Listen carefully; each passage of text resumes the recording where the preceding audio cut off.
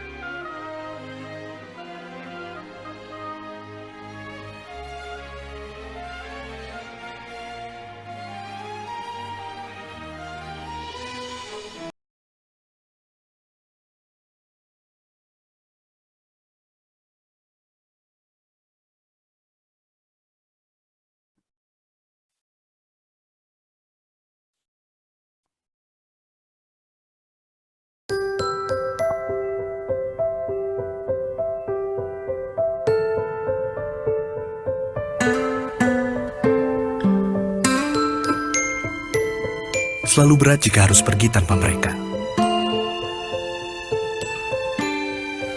Tapi sekarang, saya tak perlu khawatir lagi.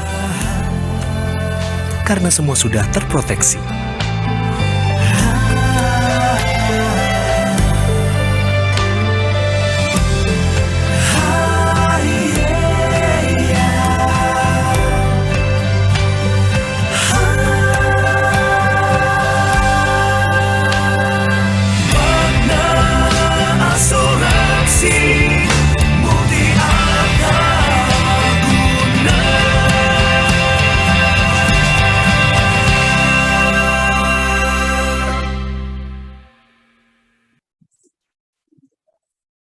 Selamat siang, Bapak dan Ibu sekalian. Terima kasih atas partisipasi Bapak dan Ibu dalam acara paparan publik atau Public Expose PT Asuransi Multi Artaguna Tbk tahun 2022. Sebagaimana 2 tahun sebelumnya, maka Public Expose hari ini, Rabu, tanggal 23 November 2022, juga kami lakukan secara virtual. Hal ini untuk mengutamakan kesehatan dan keselamatan kita bersama, mengingat penyebaran COVID-19 masih berlangsung. Terlebih adanya tren kenaikan COVID di bulan ini. Baik, sebelum kita mulai, izinkanlah saya, Sartika Ayuni, selaku MC, untuk memperkenalkan jajaran direksi yang telah hadir dalam Public Expose hari ini. Telah hadir bersama kita semua, Bapak Pankaj Oberoi. Beliau adalah Presiden Direktur PT Asuransi Multi Artaguna Tbk. Good afternoon, Pak Pankaj. Selamat pagi. Selamat siang. Baik, Bapak Karel Fitrijanto. Beliau adalah Wakil Presiden Direktur PT Asuransi Multi Artaguna Tbk. Selamat siang, Pak Karel. Selamat siang. Pak Karel dalam kesempatan ini juga akan memaparkan informasi kinerja perseroan. Dan ada Bapak Dinesh Tamu, beliau selaku Direktur Keuangan. Good afternoon, Pak Dinesh. Good afternoon, selamat siang. Selamat siang, Pak. Selanjutnya, saya akan menyapa anggota direksi lainnya, beserta senior manajemen yang telah hadir secara online, yaitu yang pertama ada Bapak Aruna Nurani, selaku Wakil Presiden Direktur. Lalu ada Bapak Thomas Paiti Musa, beliau adalah Wakil Presiden Direktur. Lalu ada Ibu Peggy Wistan, Direktur HR dan Compliance. Ada Ibu Bindawati Gunawan, selaku Bank Insurance Strategic Advisor. Dan Bapak Budi Wibowo, Associate Director. Di samping itu juga telah hadir bersama kita bersama Ibu Israini Miradani selaku Corporate Secretary Perseroan. Baik, kita akan memasuki pada agenda Public Expose hari ini, yaitu sebagai berikut. Yang pertama adalah pembukaan, yang kedua pembacaan ketentuan dan tata cara penyampaian pertanyaan, Lalu yang ketiga ada penyampaian materi public expose, lalu yang keempat ada sesi tanya jawab, dan yang terakhir yaitu penutup. Sebelum masuk pada pemaparan kinerja perseroan oleh direksi, saya akan bacakan terlebih dahulu ketentuan dan tata cara penyampaian pertanyaan adalah sebagai berikut.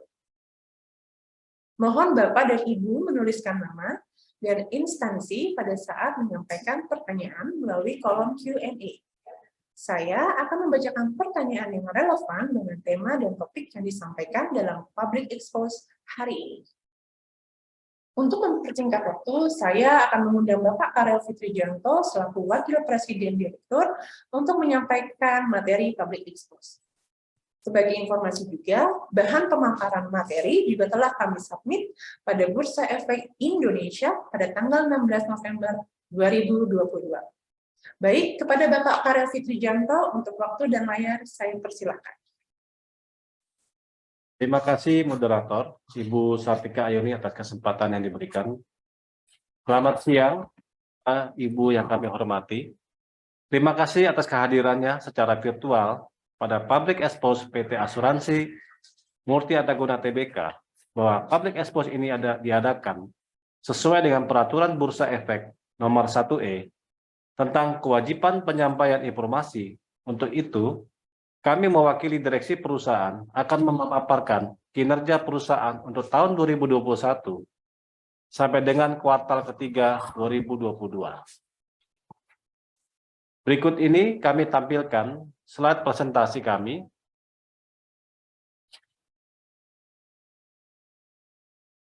Berikut ini adalah topik bahasan public expose pada hari ini. Di antaranya, kami akan menjabarkan mengenai profil perusahaan, komposisi saham, uraian kondisi keuangan perusahaan yang terdiri dari jumlah aset, jumlah liabilitas, jumlah ekuitas, jumlah investasi, hasil investasi, premi bruto, klaim bruto, laba bersih, dan tingkat solvabilitas. Kami akan menjabarkan pula perkembangan harga saham perusahaan, perkembangan portofolio produk perusahaan, kegiatan corporate social responsibility, penghargaan yang didapatkan perusahaan, dan rencana-rencana perusahaan ke depan.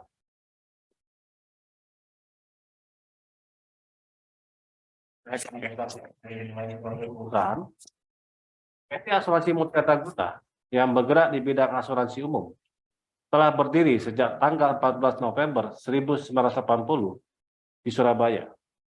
Pada bulan Desember 2005, perusahaan secara resmi tercatat di Bursa Efek Indonesia sebagai perusahaan dengan kode perusahaan. Untuk memperkuat struktur permodalan demi mendukung kegiatan usaha perusahaan, pada bulan Oktober 2011, perusahaan melakukan right issue atau penawaran umum terbatas pertama untuk memenuhi ketentuan Undang-Undang Nomor 40 Tahun 2014 tentang perasuransian yang mengatur bahwa satu pihak pengendali hanya boleh memiliki satu perusahaan asuransi. Maka pada tanggal 30 Juni 2015, PT Panin Insurance menggabungkan diri ke dalam perusahaan. Melalui rapat umum pemegang saham luar biasa yang diselenggarakan pada tanggal 5 Oktober 2016, Fairfax Asia Limited mengakuisisi 80% saham perusahaan. Dan pada akhir bulan Desember 2016, sesuai dengan ketentuan Single Present Policy, maka PT Fairfax Insurance Indonesia mengalihkan portofolio bisnisnya kepada perusahaan. Pada akhir September 2022, perusahaan telah memiliki 20 kantor cabang dan 17 kantor.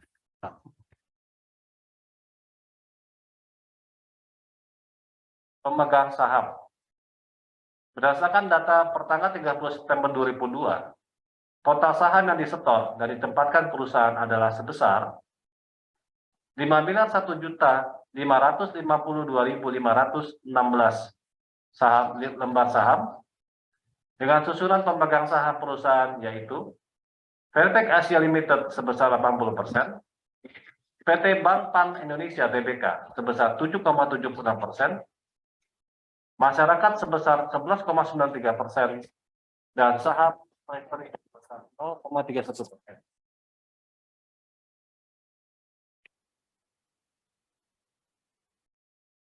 Jumlah aset. Jumlah aset pada bulan September 2022 adalah sebesar 4.870.050 juta rupiah, meningkat sebesar 217.232 juta rupiah atau 4,67% dibandingkan dengan jumlah aset pada bulan Desember 2021. Hal ini terutama disebabkan peningkatan porsi reasuransi atas cadangan teknis dan peningkatan piutang reasuransi. Yang keduanya disebabkan oleh peningkatan produksi. Sedangkan jumlah aset pada bulan September 2022 mengalami penurunan sebesar 0,12% dibandingkan September 2021. Next. Jumlah liabilitas. Jumlah liabilitas pada bulan September 2022 adalah sebesar 3.236.263 juta rupiah, meningkat sebesar 443.270 juta rupiah atau sebesar 15,87% dibandingkan bulan Desember 2021.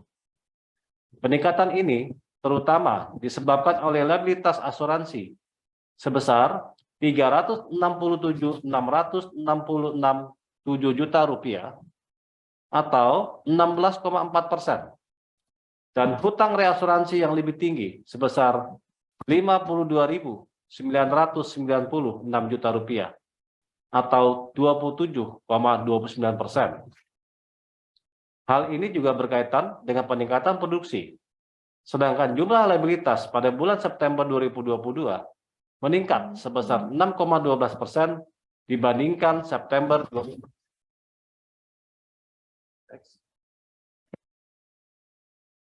Jumlah ekuitas. Jumlah ekuitas pada bulan September 2022 adalah sebesar 1.633.787 juta rupiah, menurun sebesar 225.975 juta rupiah atau sebesar 12,15% dibandingkan bulan Desember 2021. Penurunan ini disebabkan perusahaan melakukan pembayaran dividen pada tanggal 28 Juli 2022 sebesar 249.309 juta rupiah dengan harga per lembar saham sebesar 50 rupiah. Sedangkan jumlah ekuitas pada bulan September 2022 menurun sebesar 10,54% dibandingkan dengan jumlah ekuitas pada bulan September 2021. Next. Jumlah investasi. Jumlah investasi pada bulan September 2022 adalah sebesar 2.327.382 juta rupiah, mengalami penurunan sebesar 112.532 juta rupiah atau 4,61% dibandingkan pada bulan September 2022, mengalami penurunan 2,15% dibandingkan pada bulan September 2021. Next. Hasil investasi. Hasil investasi pada bulan Desember 2021 adalah sebesar 107.542 juta rupiah, meningkat sebesar 54.089 juta rupiah atau sebesar 101%, 101,19% dibandingkan pada bulan Desember 2020. Sedangkan hasil investasi pada bulan September 2022 penurunan sebesar 4.451 juta rupiah atau 5,97%. Dibandingkan bulan September 2021, hasil investasi lebih tinggi di September 2021 dikarenakan bunga deposito yang dihasilkan lebih tinggi dibanding September 2022. Next. Premi bruto. Perolehan premi bruto pada bulan Desember 2021 sebesar Rp2.158.009 mengalami peningkatan sebesar Rp121.043 atau sebesar 5,94% dibandingkan bulan Desember 2020. Kenaikan premi bruto Desember 2021 dibanding 2020 disebabkan meningkatnya premi bruto untuk beberapa bisnis yaitu kebakaran dan kendaraan bermotor. Sedangkan jumlah premi bruto pada bulan September 2022 mengalami peningkatan Rp126.821 atau sebesar 7,11% dibandingkan bulan September 2021. Kenaikan premi bruto pada bulan September 2022 disebabkan meningkatnya premi bruto untuk beberapa jenis bisnis seperti kebakaran, kendaraan bermotor, dan rangka kapal. Klaim bruto. Klaim bruto pada bulan Desember 2021 sebesar Rp759.645 mengalami penurunan sebesar Rp4.905 juta atau sebesar 0,64% dibandingkan pada bulan Desember 2020. Penurunan klaim bruto di Desember 2021 dibanding 2020 disebabkan adanya penurunan pada bisnis kebakaran dan kendaraan bermotor. Sedangkan jumlah klaim bruto pada bulan September 2022 sebesar Rp629.444 juta mengalami kenaikan sebesar Rp50.964 juta atau sebesar 8,81% dibandingkan pada bulan September 2021. Kenaikan klaim bruto di September 2022 disebabkan adanya kenaikan pada klaim atas bisnis kendaraan bermotor, kebakaran, dan asuransi kesehatan. Next. Laba bersih. Perolehan laba bersih pada bulan Desember 2021 sebesar Rp149.438 juta mengalami peningkatan sebesar Rp42.185 juta atau sebesar 39,33% dibandingkan pada bulan Desember 2020. Perolehan laba bersih pada bulan September 2022 mengalami kenaikan sebesar Rp25.107 juta atau 23,34% dibandingkan pada bulan September 2021. Hal ini disebabkan adanya peningkatan pada hasil underwriting dan keuntungan atas selisih kurs yang terdapat pada akun pendapatan lainnya. Next.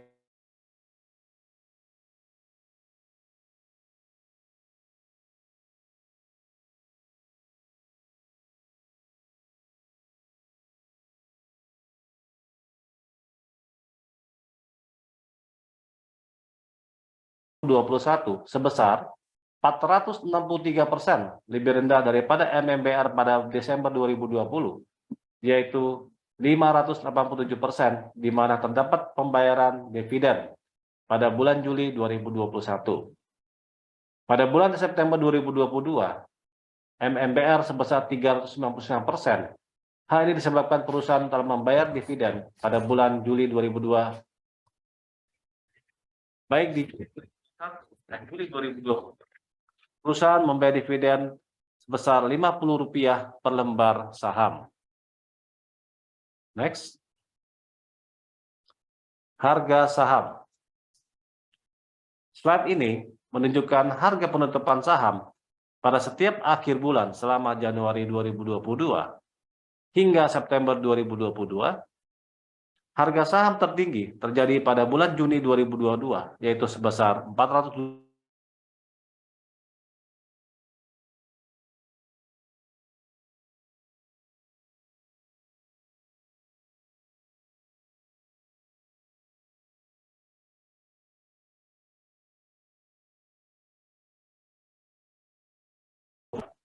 Perseroan akan tetap melakukan pembelian kembali saham sesuai dengan harga saham yang berlaku. Next. Portofolio pendapatan premi per kelas bisnis.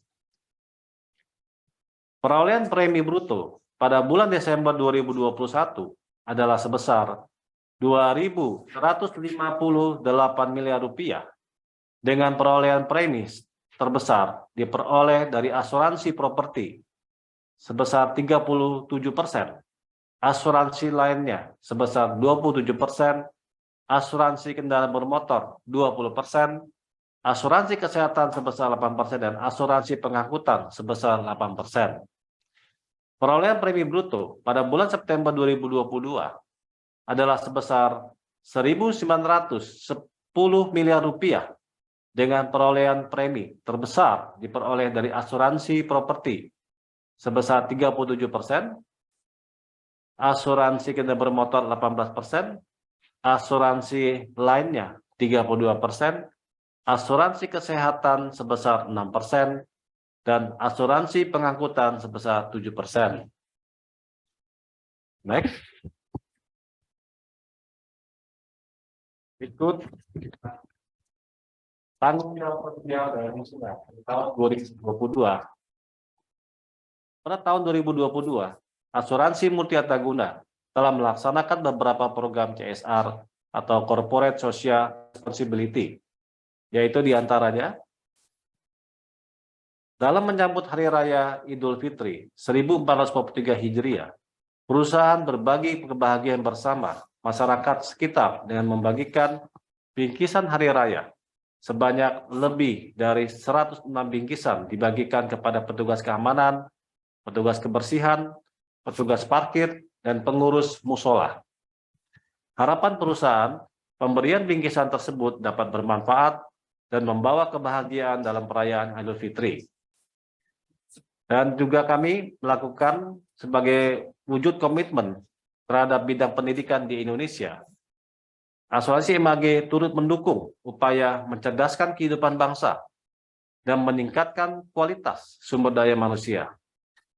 Perusahaan bekerjasama dengan Dompet Duafa dalam meluncurkan program pelajar SMK Berdaya yang akan berlangsung selama 4 bulan dari Oktober 2022 hingga Januari 2023 di 4 sekolah yang tersebar di kota, yaitu daerah Bogor dan Tangerang. Diharapkan dengan adanya program ini dapat membangun generasi muda berdaya saing di era transformasi digital dan mampu melakukan inovasi serta kreasi yang menjawab tantangan di masyarakat. Ya. Asuransi MAG turut melakukan kegiatan penanaman 1.000 bibit pohon mangrove di wilayah Muara Tawar, daerah Bekasi, sebagai bentuk nyata komitmen perusahaan dalam mewujudkan tujuan pembangunan berkelanjutan melalui aspek lingkungan hidup dan sebagai upaya mendukung pemerintah di dalam mengurangi dampak negatif emisi karbon, serta melindungi wilayah pesisir pantai dari ancaman abrasi dan tsunami. Dan yang terakhir, sebagai bentuk kepedulian kami dari PT Asuransi MAG, kami melakukan pedulian terhadap sesama yang membutuhkan dan membantu menciptakan kehidupan yang lebih sehat bagi karyawan. Kami menyelenggarakan kegiatan donor darah yang bekerja sama dengan Palang Merah Indonesia. Harapan perusahaan, kegiatan sosial ini dapat terus terjaga konsistensinya, serta mampu memberikan manfaat yang sangat besar bagi masyarakat yang memang sedang membutuhkan. Karena kami percaya bahwa setetes darah yang kita sumbangkan dapat memberikan harapan untuk mereka. Next. Penghargaan.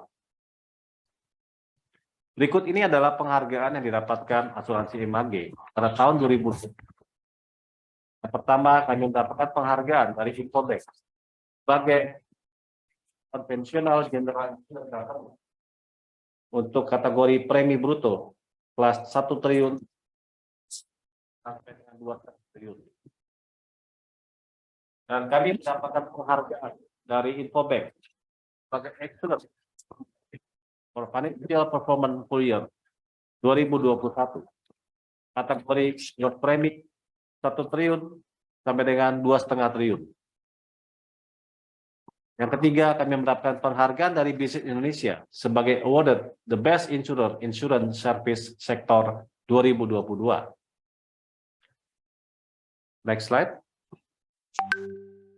Next slide. Oke. Next selanjutnya adalah penghargaan dari media asuransi sebagai market leader general insurance 2022. Penghargaan dari media asuransi sebagai best general insurance 2022 kategori equity 1,5 triliun ke atas. Penghargaan dari Indonesia Re International Conference sebagai third winner, the most profitable BPPDAN International Conference 2022 IIC. Next slide. Ya. Rencana ke depan. Sesuai dengan misi perusahaan, perusahaan berencana mengembangkan profitabilitas, underwriting, dan aset yang diinvestasikan. Mengembangkan dan memperluas semua saluran bisnis. Meningkatkan pelayanan kepada pelanggan. Mengembangkan sumber daya manusia. Meningkatkan produktivitas dan efisiensi di seluruh organisasi. Dan menanamkan nilai-nilai perusahaan tentang